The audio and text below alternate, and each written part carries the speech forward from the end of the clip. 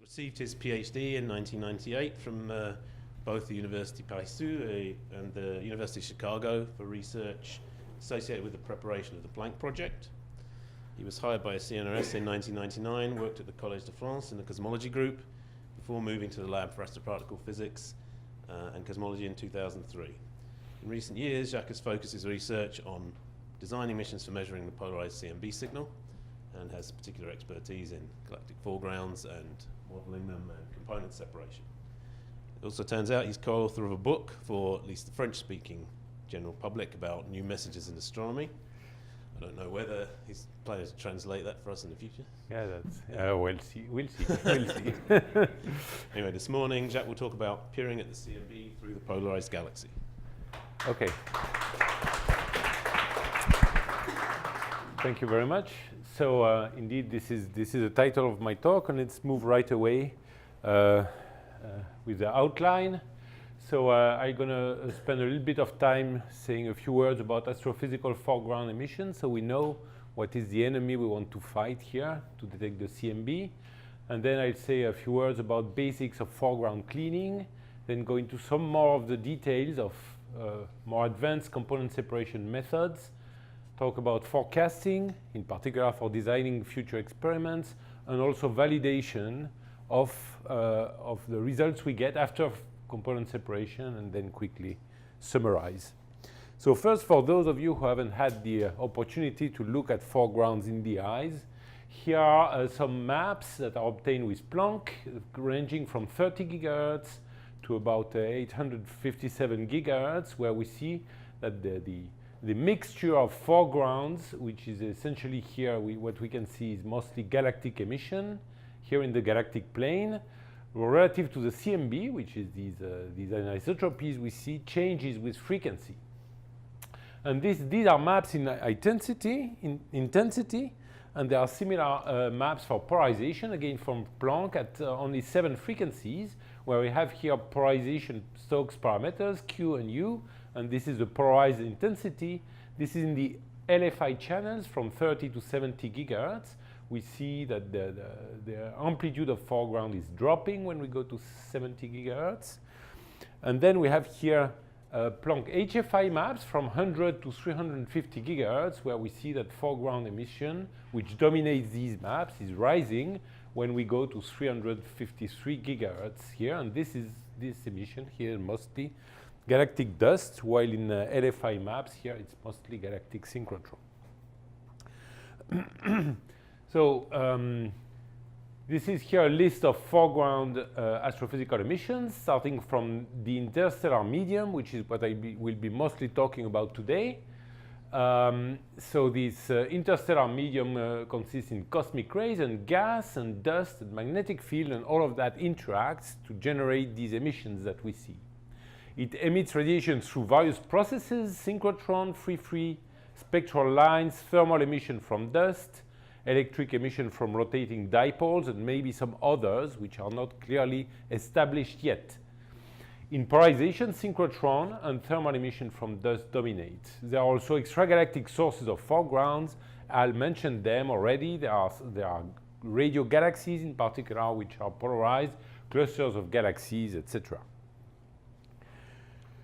In terms of the mechanisms of emission, in polarization, the two main mechanisms is synchrotron, where we have electrons spiraling around the magnetic field, so there can be also velocity along magnetic field lines, and they emit preferentially polarized emission in the plane here. And this is the mechanism for polarized dust emission, where we have elongated dust grain which align in some way with the magnetic field, and hence in emission emit preferentially along their longest axis. This is illustrated here in a slide which I borrowed from Vincent Guillet, where we have these elongated dust grains rotating here around the magnetic field. And if you look them face up, they do not generate any significant polarization, but if you look at them from the side, the polarization is maximal. With recent observations from WMAP and Planck, we have an idea of the amplitude of the galactic foregrounds in polarization relative to the type of signals we want to measure. Here, E modes and B modes. So lensing B modes here in yellow, this is a busy slide. And primordial B modes here for R equals 0.01 and R equals 0.001. And we have here 3 gray bands corresponding to the sum of foregrounds in frequencies ranging from 130 to 220 on 70% of sky, 20% of sky, and 5% of sky. If we want to measure CMB on the larger scales, we have to pick a large fraction of sky. And essentially what's relevant is something of the order of 70% of sky, maybe 50, maybe a little bit less. But this is about the level we will have to deal with. And we can see here that the amplitude of the total foreground is about a factor 1,000 above the type of sensitivity we want to get.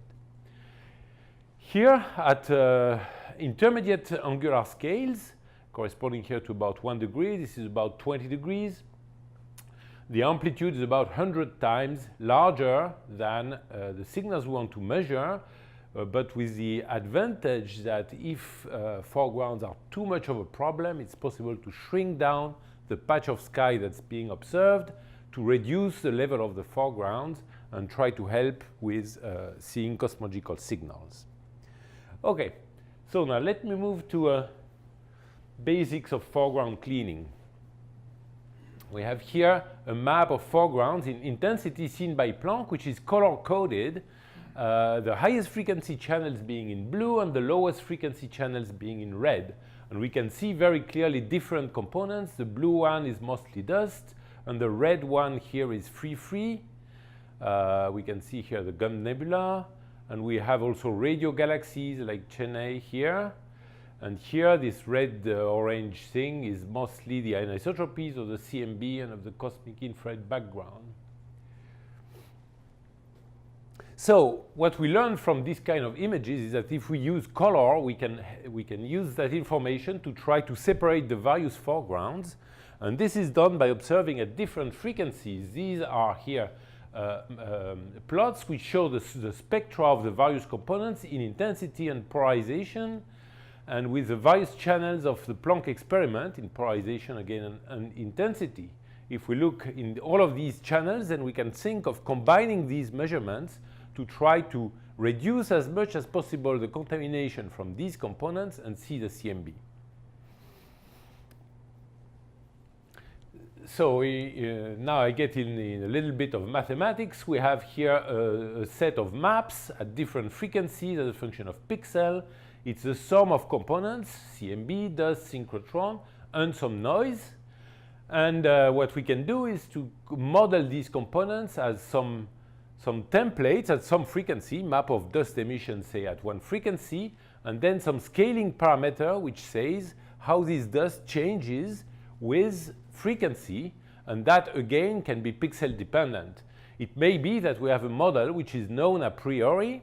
So we know that dust is well fit to first order by a modified black body, where we have here the black body, a factor which depends on frequency and some dust amplitude. This is the component for the CMB, and for the synchrotron we have a spectral index, scale dependence in frequency. We can rewrite that in vector matrix format as the product of a matrix, the mixing matrix, which mixes these components, times amplitudes of the components, and in the most general case, this mixing matrix here depends on the pixel. If we know this mixing matrix, then we have a simple linear problem which we can solve by just inverting this equation. Let's forget about the noise for a moment. We have a number of maps or a number of measurements in pixel p, which are a mixture of several components. If we know that, we just invert the system and we are done with it. This works if A is square. That means if we have as many observations as components. If we have less observations than components, of course, we can't do it. If A is not square, but we have more observation than components, we can implement a left side pseudo-inverse to A, which is this matrix here. As you can see, if you plug here AS in place of X, we have these two matrices which cancel each other because one is the inverse of the other one. And again, our estimates here with a hat are exactly the components that we had at the beginning.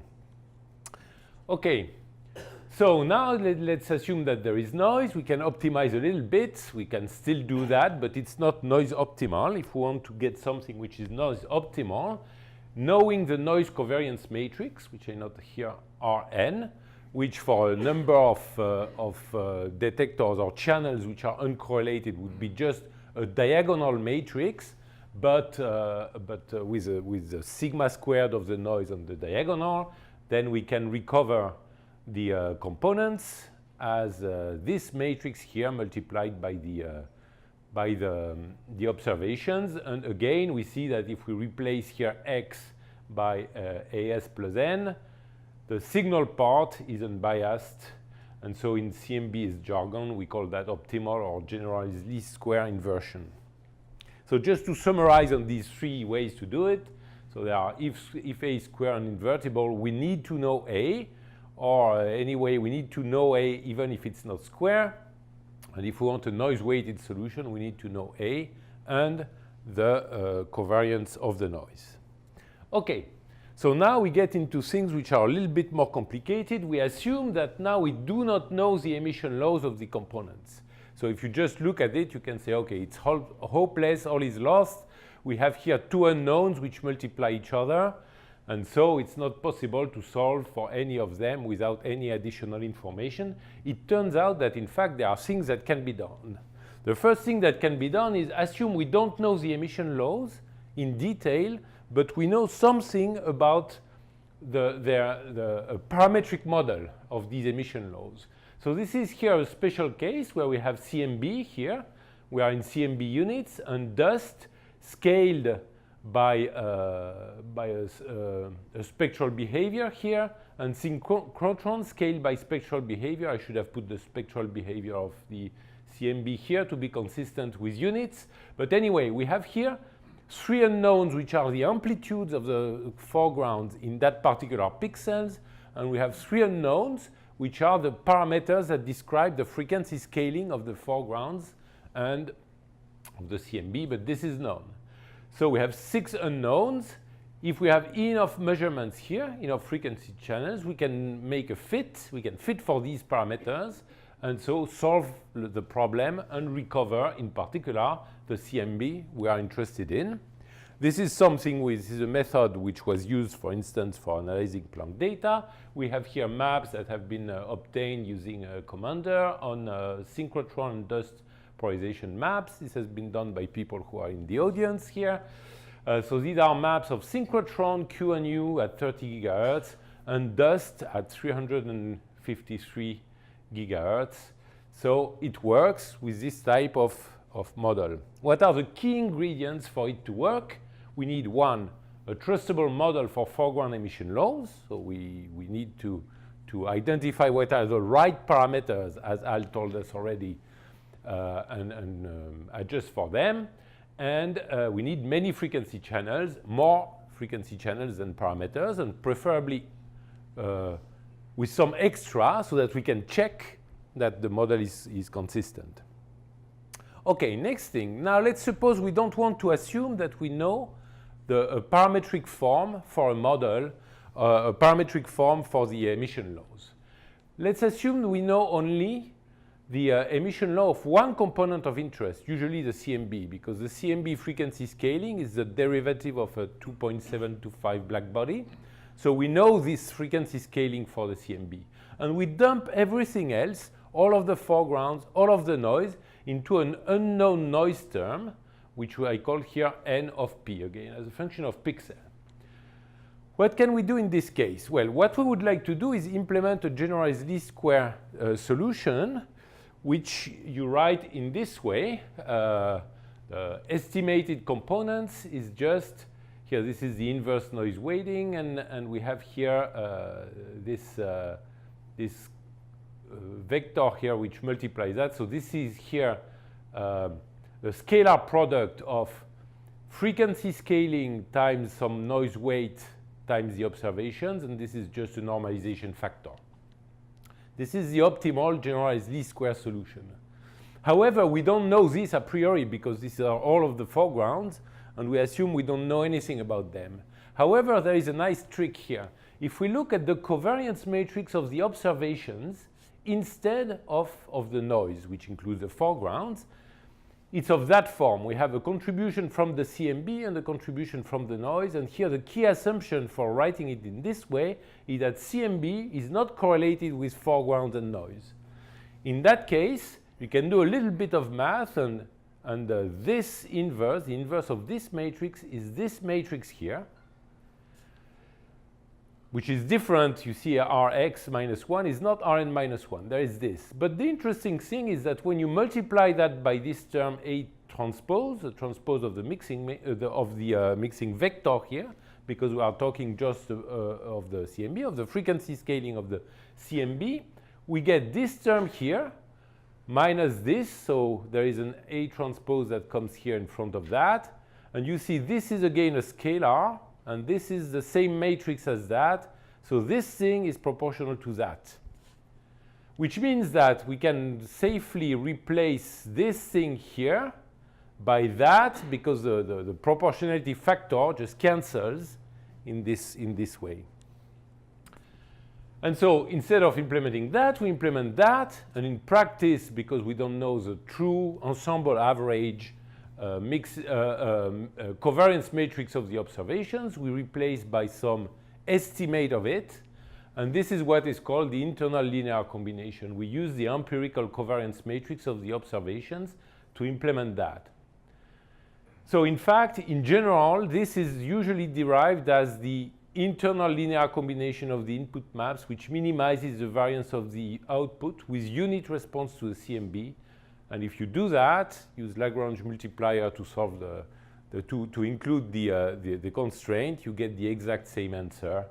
And the weights here that are used to combine the observations are just these weights, which are also computed in this other way, which I've just shown you.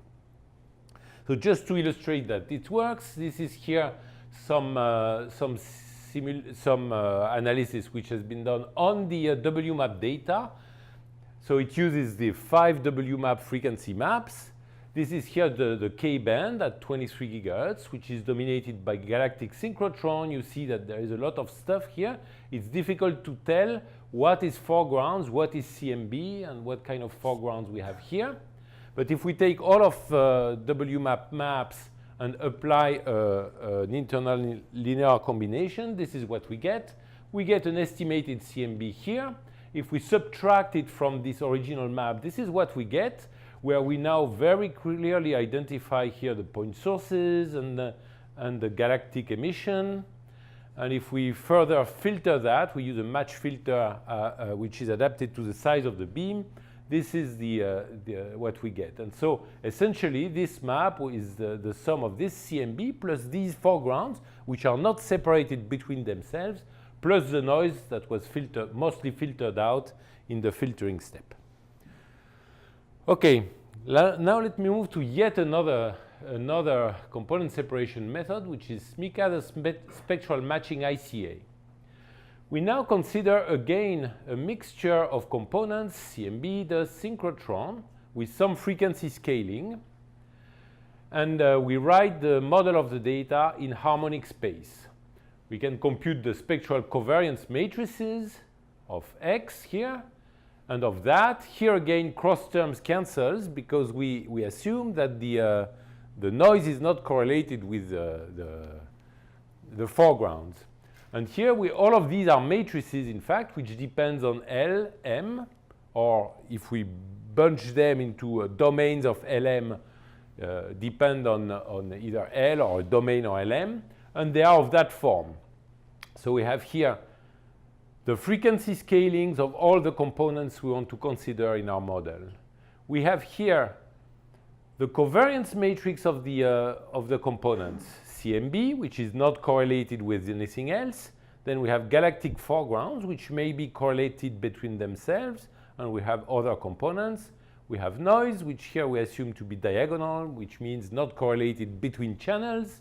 And we have here the observations. In fact, this is the empirical. We estimate that using the empirical covariance of the observations.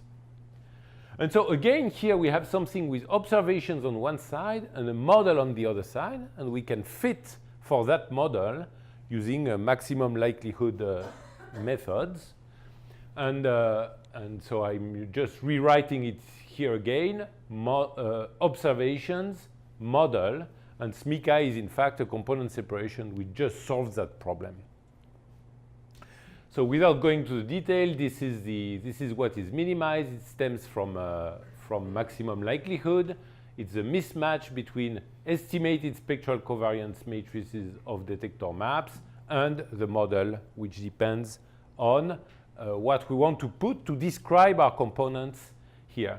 The interesting thing about this method is that here we do not have to specifically assume a parametric model for the emission laws. We can just be completely agnostic and say, okay, we don't know. There are some components in the frequency channels. They scale with some frequency scaling, and we will estimate this frequency scaling directly from the data. So when it works, this was used in particular on Planck data, and this was the method that was used to get this very nice CMB map where we don't see any obvious contamination by foreground. In fact, there is a small mask here at the center where the map is estimated by extrapolating from neighboring pixels. Okay, so what are the key ingredients for these two types of methods to work? First, there needs to be many frequency channels. There needs to be, in fact, more than the dimension of the signal subspace at the level of the noise. What I mean by that is, assume you have foreground and a number of foregrounds. We don't know what they are. The thing is that you can model these foregrounds with a number of templates which are scaled in some way. And the dimension of the signal subspace is the number of templates which are required to model the signal, the astrophysical signal from the sky at the level of the noise. So everything that's below the noise, we don't need to model, but everything that's above the noise, we need to model. And so in fact, if you have more and more frequency channels, you get to the data is rich enough that you can pick a number of templates. Maybe you need more than one template for the dust, maybe more than one for the synchrotron. But then with some scalings, we can model in a, say, empirical way the contamination by foregrounds. The second key ingredient for this to work is that we need many independent data points for statistics, because the key ingredient is decorrelation between the various components, and to actually implement the solution using decorrelation, we need enough data points to compute these correlations quite accurately. Okay, now I'm moving to the next to last section of my presentation here. So what do we need to do? There is forecasting. Forecasting is important because now we want to design a space mission.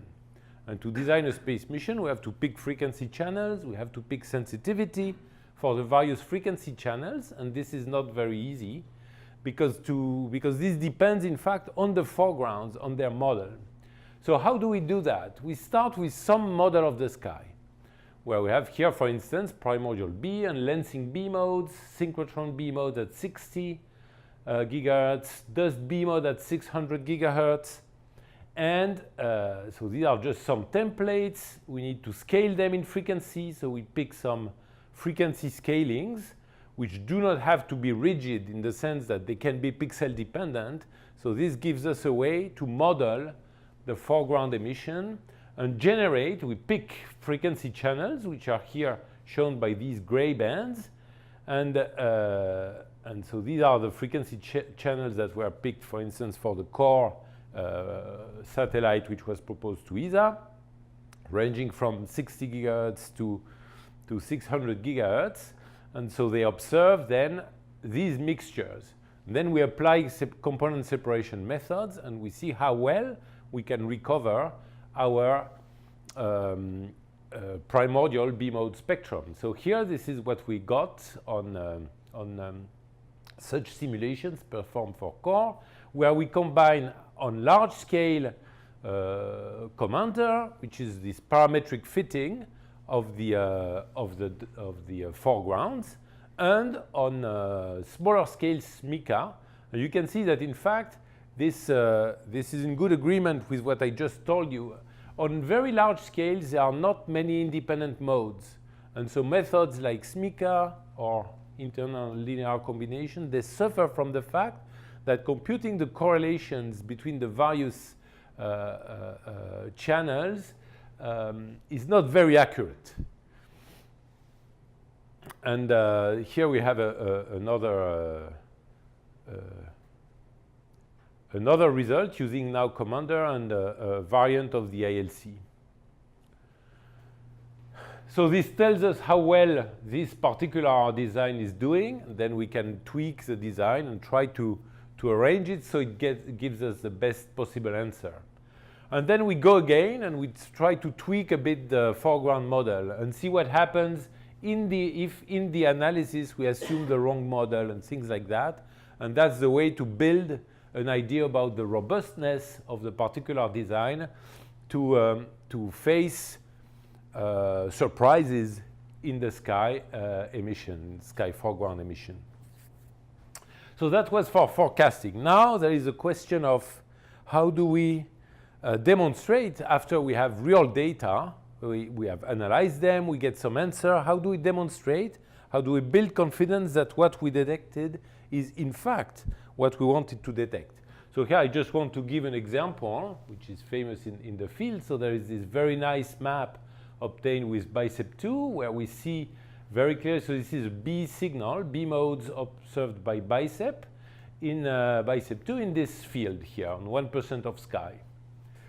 And if you just compute the power spectrum of this map, you get a signal here of B modes, which is perfectly compatible with lensing plus primordial B mode signal. But there was only one channel, and so it's a bit difficult to be sure that what we see is in fact cosmological. It turns out that with a joint analysis between this data and Planck data, which observed dust at higher frequency, it was shown that most of this large-scale excess here was in fact due to dust emission. So to build confidence on what we observe, there are two things which we can do. First, we can validate on simulations. We simulate the conditions of the observation. So this is something which was done for Planck. Here we have, and this was for intensity, we have initial maps, analyze, and then we can plot here the difference between the output CMB map and the input CMB map. And we see there are residuals which depend on the method that was used. So we can say, okay, if we understand well our foregrounds, we should be very careful of what happens wherever these residuals are bigger than our noise. And so then we build masks and use these masks to do the cosmological analysis. One of the obvious caveats of this is, are the simulations representative? Maybe our sky is too complex or not complex enough. There is another way to validate. It's compare. So here again from the Planck work, we have differences of maps, CMB maps, obtained with different component separation methods. Here we don't need to know the foregrounds a priori. We just look at differences wherever sensible methods give very different answers. We have to be careful. We have to see and try to understand. And maybe if we don't fully understand, mask the regions where we cannot get to an agreement. This is here also comparison of spectra. Then finally, we can validate using analysis masks. We can compare results using different sky regions. So this is here a set of masks that have been used again in the Planck analysis. If the level of B modes, let's say, we obtain changes drastically when we change the region of sky that is used for the analysis, obviously this is telling us that something is fishy. What this means is that, one, it would be best if the next space mission allows for using different component separation methods, allows getting CMB maps at different frequencies, and allows for detecting primordial B modes in different patches of sky, because this is how we will be sure that what we detect is correct. And this means that there needs to be built-in redundancy, enough sensitivity to detect the signal not only one time, but a few times, let's say. Time to summarize. So confusion from foreground emission will be one of the major challenges for future CMB observations. We have to reduce the level of contamination by 1,000 or at that large angular scale, and by 100 at intermediate angular scales, and this is challenging. However, with sensitive observations in many frequency channels and with good angular resolution, there is good hope of success, because we have several methods that have been shown to be quite effective at suppressing the foregrounds. And if we have the redundancy to compare what we obtain in different ways, then we can build confidence of what we measure. So this requires an ambitious space mission, I think. Optimizing this space mission concept within practical constraints is the task we have to face. I just want also to thank the colleagues who worked for many years to develop this field, some of whom are present at this meeting. Thank you.